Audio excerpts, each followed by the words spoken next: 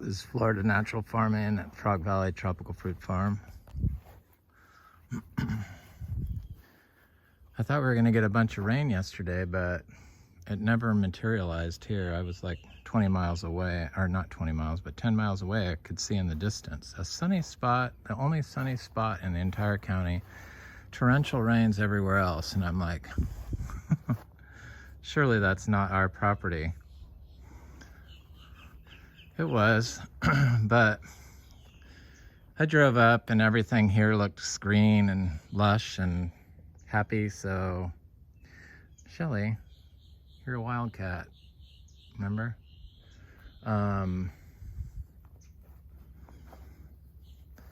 But supposedly it's gonna rain today.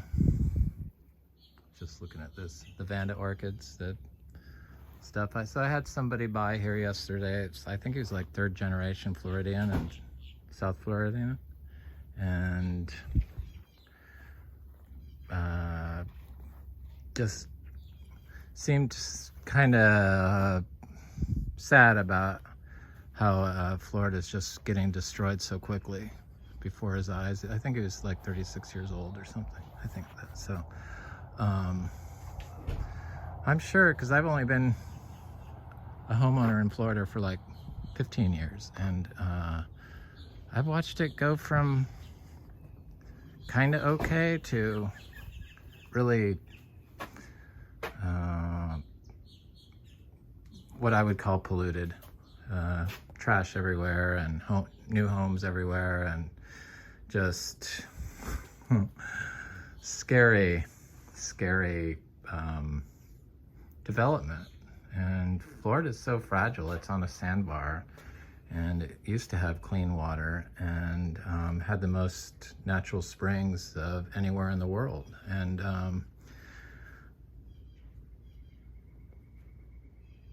nobody pays attention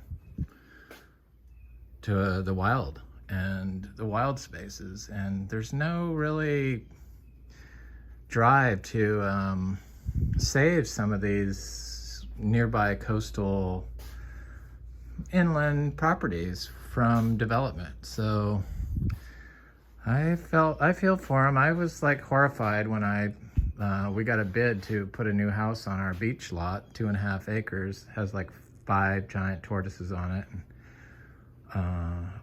Basically the only forest left along the coast there, 2.5 acres, or along the Indian River Lagoon.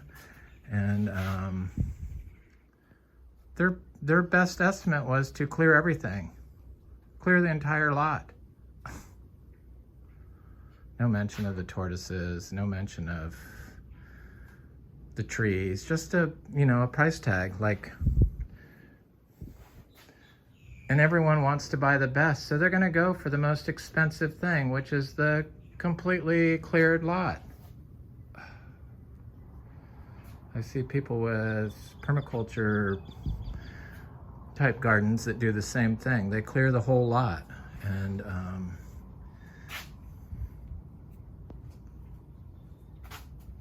I don't know, it seems hopeless doing these videos after finding out that the aroids are looking great, right? I moved them around. They're looking swell. We grow them all naturally in compost we make. I was kind of surprised that this guy with the 1/2 acre lot didn't have any. Well, he understood fruit trees. He grows fruit trees, rare tropical fruit trees.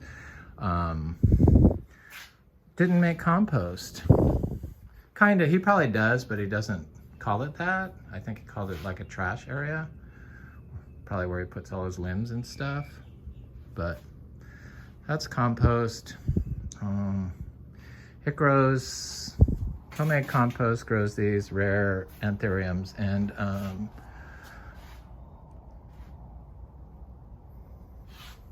philodendrons, pretty much without any pests, and you don't have to buy any fertilizers. They grow just fine.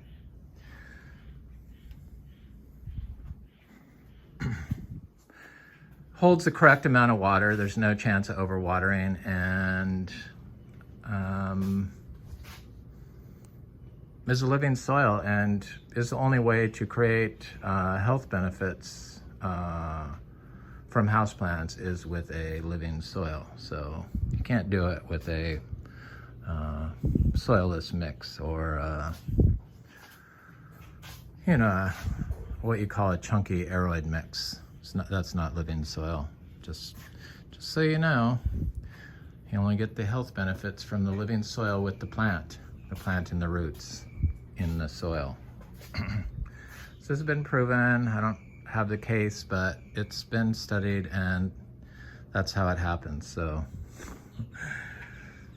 that's why I talk about growing naturally and growing plants naturally and for your health, because if you're growing them to generate health benefits through their transpiration, then you have to grow them in like a natural soil, a living soil, and without slow release fertilizers or water soluble fertilizers. I love these little lizards. Take care of the bugs.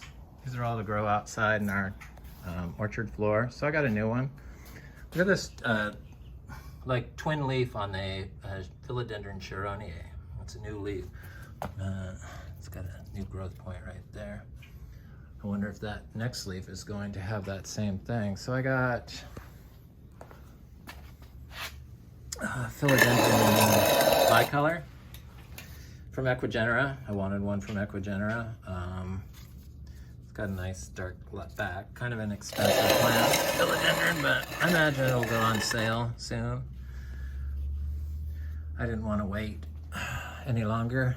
I wanted it, so I got it. So this Epiprenum pinnatum, variegata or albo from Equigenera, it is like the fastest plant ever, and it's all the way up to here. It's in a tiny little pot. It just has grown, I don't know, it's tripled in size in just, I think it's only been like a month. It's crazy. Crazy. Other super fast growers, Philodendron ornatum, CF from Equigenera. All the Monsteras. This is Monstera lecleriana, I believe. Is it? Yeah. From Equigenera. USA. I like to get the USA plants because the plants from Ecuador can get damaged in the transit, but they seem to survive. But I just would rather spend a little bit more and get my plants in 2 days without any problems. I've never had a problem with their plants. I love their plants, in fact. Super fast grower Paraiso Verde, Philodendron Paraiso Verde. Super fast grower is these Monsteras. This is all the way up to here. It's getting ready to send out a leaf. This is Philodendron, I think it's acacoyagensis. Is that it? Yep, acacoyagensis, CF. It's a gorgeous plant when it gets mature. These are all immature forms of these plants, but I can see I'm gonna be planting that outside in the orchard floor. So this is a Monstera, gorgeous corrugated leaves. I love the corrugation, that ripply alligator skin look. I love it. This is Ariel pinnata Monstera. Yep, they're looking good. This is Philodendron heterocraspedon, AFF. Pretty plant. So one that I really love, and I don't know why I love it. Well, it has this corrugation. This is a midrium, silver blue, and it's finally getting a growth on it. I thought this would be a super fast grower like the Monstera, but it was a tiny, small leaf. This is a new leaf, tissue culture plant, not from Equigenera, of course. And the leaves started like melting like the begonia do from the fungi, some fungi. The leaves just start melting after you get them from the store. When you switch them to a biological growing system, some of them, not all of them. This one did. And they lose all their leaves. And that's what was happening to this. So I moved it in the sun and it shot out that leaf. And I just left it here. Not full sun, but morning sun, a little morning sun. And it's finally looking swell. I want to see that bigger. So I'm gonna go out and look at some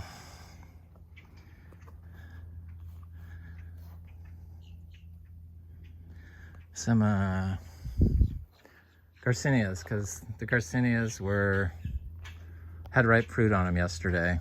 And I'm going to talk about just different natural growing systems to help Florida, because it just needs help. And I always get the same response from people that my parents can't live without the lawn. So they just put in this monocrop lawn that they don't even go out and enjoy on. They just look at it through the window. So, because they don't go outside. But, I mean, surely this looks better than a lawn to people. And if it doesn't, I don't know. I don't know what to say about that. So they have issues with something that looks like this. I guess this is what they talk about. This is like unkempt, they call it. But you can add more plants and reduce the size of your lawn. The lawns are causing the problems on the lagoon here. So when you have something that's not a lawn, that you are the only person that can enjoy by looking out the window at your view, there's no life that lives in that lawn. And Florida has a lot of life that needs home. So if you let your space go wild, then the life moves into it. And the best way to describe something like this is like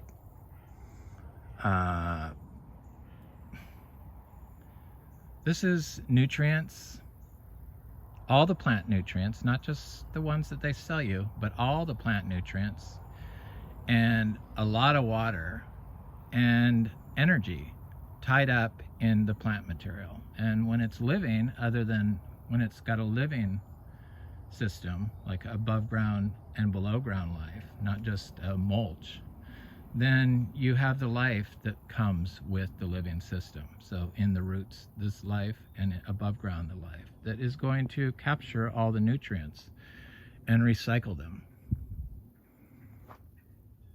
to generate more life. I don't know. Florida, it's just, I wanted to stop videos and stop making them. I don't know, I just kind of get discouraged with the state of Florida and seeing what people do and listening to the response and seeing all the litter and just seeing people spraying glyphosate. It's not just people from out of town that move here from other states. The locals do it around here. They're the ones that'll fight you for it and turn you into the county if you don't maintain it. So it's everyone, it's all of us. We all have to take more responsibility, and you need to educate the people that aren't educated. I know that's what it comes down to, basically. And if they're not able to see the beauty in this, then they probably are not getting the nutrients they need in their diet. They're probably eating a white flour GMO thing that diet that is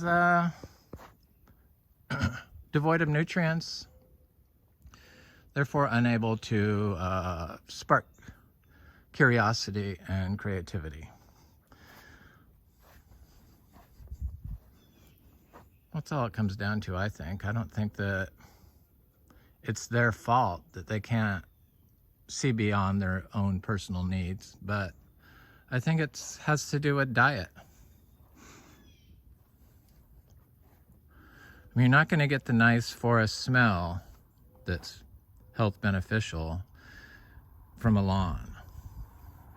And then everyone uses ant poisons. I know that the ant poison's got to be in the rain too. They just don't test it. They're probably too afraid to release it, would be my guess. We're just like getting more and more stupid and like lawn zombies. Like zombies. Drive to the store, buy your chicken wings and beer, and drive home. Order pizza, look out the window at the lawn, and stay on with the same old thing. It's the lawns that got us into this situation where we're so polluted.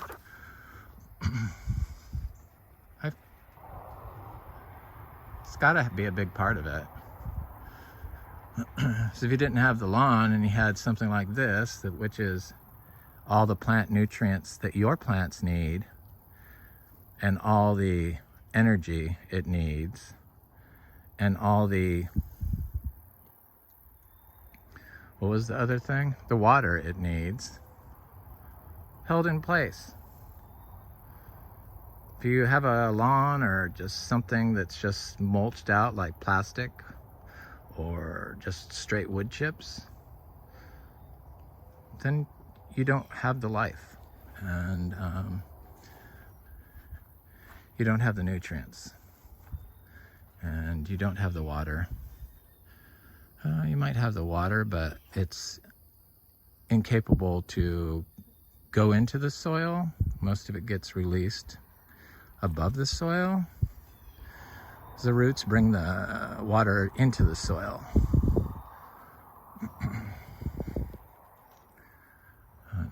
The lawns don't get very big here, and the butterflies and the lizards and the rabbits and the ants all move into them. Okay, so here we are at Garcinia intermedia.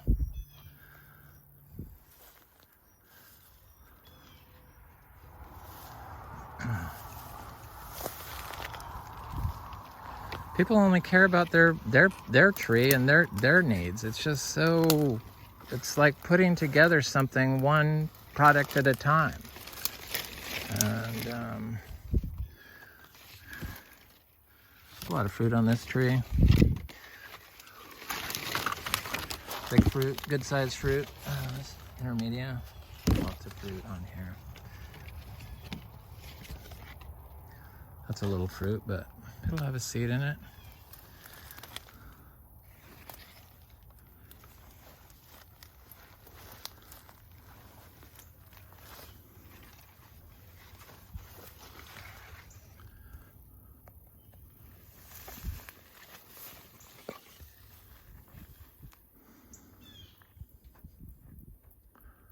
So I sell the seeds of those for $1 each, I think. Yeah, that's what it is.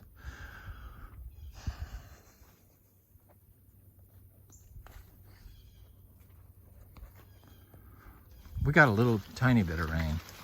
Like, I think it was like 1/8 of an inch. Lots of bananas going on here, so we are gonna have to, I mean, I don't know, it's whine about having to sell fruit, but eventually when, you know, there's 200 bananas here that have been planted within the last year and a couple months, and once the first set starts, I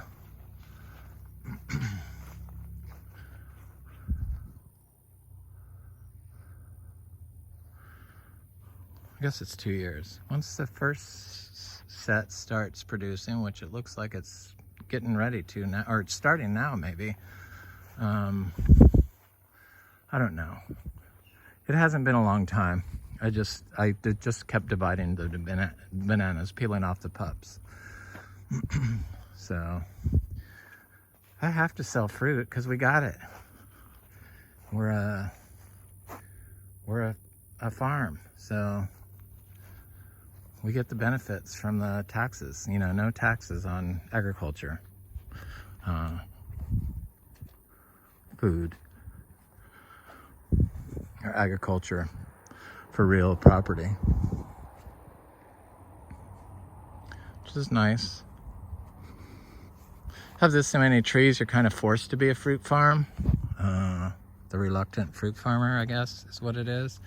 I didn't think this out very well when I started planting it. I just knew I wanted to plant something huge, and I wanted to be able to walk out my door, and I wanted to be able to eat as many mangoes, top tier mangoes, as I wanted, and have jackfruits and different garcinias and other things year round, because we get fruit pretty much, I mean, 10 months straight, I think, is where we were, but I think we're going to be further along than that this year. So I'm sure it's going to be 12 months out of the year. Pretty much every week we have fruit. Every day we have fruit. 10 months out of the year. So this horrible thing that I'm surprised people don't know that this is a nitrogen-fixing plant, a leguminous plant. So, you know, they always want to plant their nitrogen fixers, but in Florida, the nitrogen fixers show up by themselves once you start applying a top quality input like holistically grown zebu manure.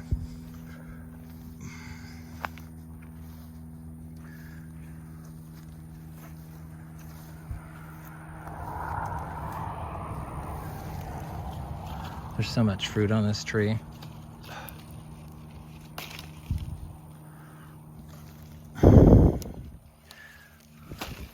Oops.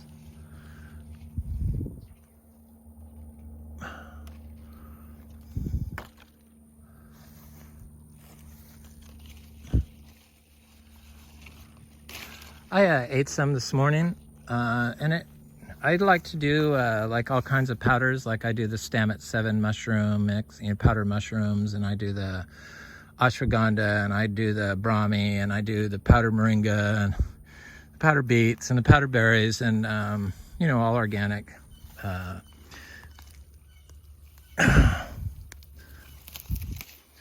Organically grown,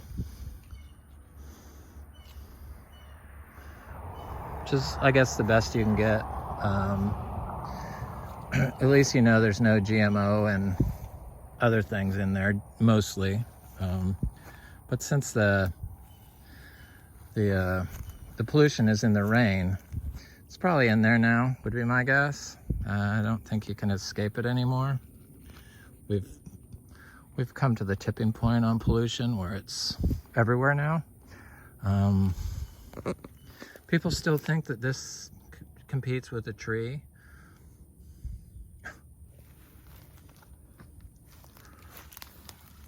Nope. So this is the Gardneriana. They're pretty big. Sure, I could have waited another day for that. I might wait another day for that. There's quite a bit of fruit on here. This is first year this is flowered or fruited, but it's fruited continuously. Crop after crop since it started fruiting. So they're good. They're better than the other little round lemon drops, for sure. No,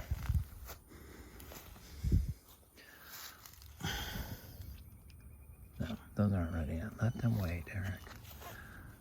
Let them wait.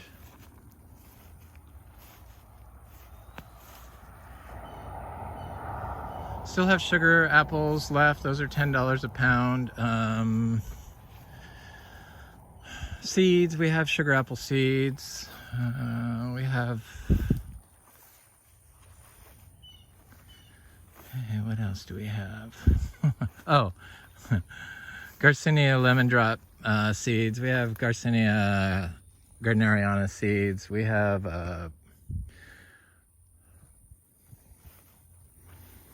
I only sell fresh seeds. I haven't seen any of the seeds that I planted come up. None of my cashews have come up. I don't know if that's because of the drought. It has to be because of the drought, because that's never happened. Normally I would see them, because it's been a while since I planted them, pop up. But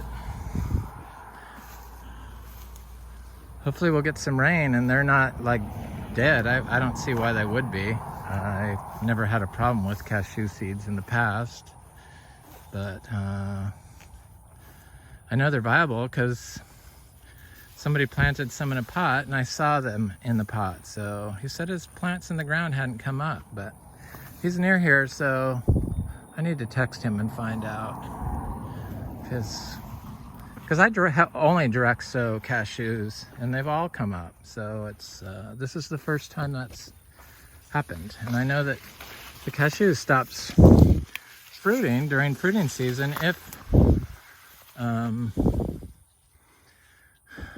it is dry. And since we don't water anything, it's been dry, so it hasn't been fruiting after that first set of fruits that I was getting off of it. So we still have these guavas. People don't seem interested in guavas for some reason. These are Ruby Supreme. They're, you know, they're bug free. They're good. I like them. Surprised I say that.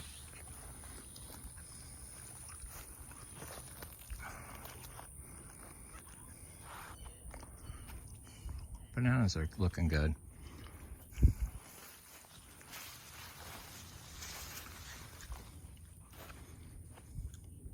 Yeah, I've talked about selling this place, and I only consider it because I just don't see myself selling fruit here. Like, I just am not into it. I don't know why I didn't see that before.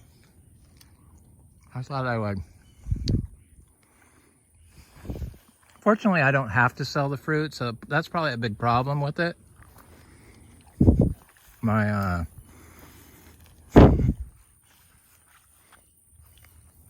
I don't need unlimited money nonstop, you know. It's like I reach a certain limit and it's like, okay, I'm good. I don't, you know, I don't really want, I kind of like struggling to connive and get my rare tropical houseplants that are so expensive, but it's just part of the fun for me. So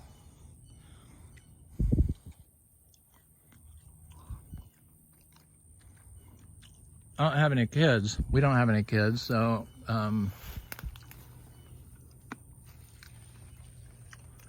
yeah, we would sell it to the right person.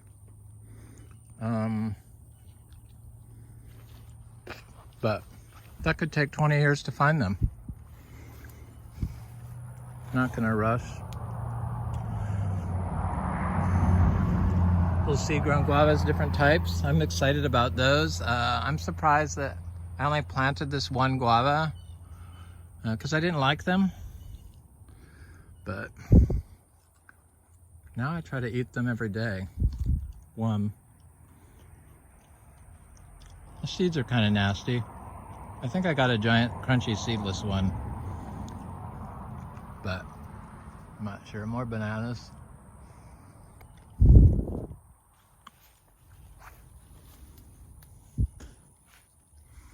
Planting achatas in full sun, they don't look as good as the one in full shade. It's kind of like citrus. The citrus look nasty in full sun, but the ones in shade look great.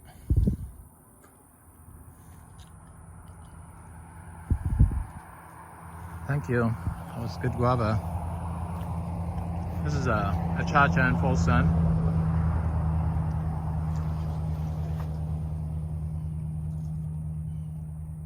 I'm looking forward to shoving philodendrons and stuff down at the base of a lot of these plants in the shade.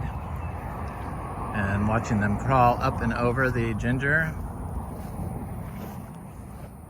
But we're not there yet. We're getting there. Those things will grow up, and then they'll be ready to be harvested and planted this winter, hopefully. I know the Monsteras will.